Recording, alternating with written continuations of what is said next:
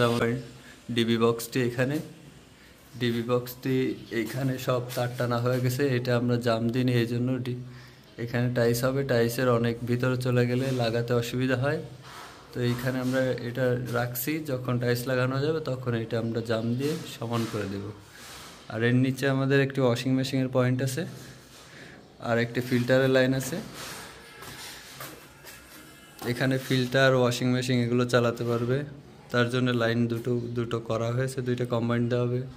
উপরে একটা বেসিনের লাইন, এপাশে একটি টয়লেটে একটা সুইচ বোর্ড, এখানে নিচে করা হয়েছে একটা বেসিনের লাইন করা হয়েছে।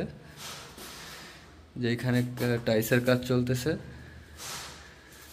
টাইস এইখানে একটা শাওয়ার, এইখানে শাওয়ারের কনসিলাসটা কাপ, যেটা আপনারা অনেকে চাবি বলে থাকেন।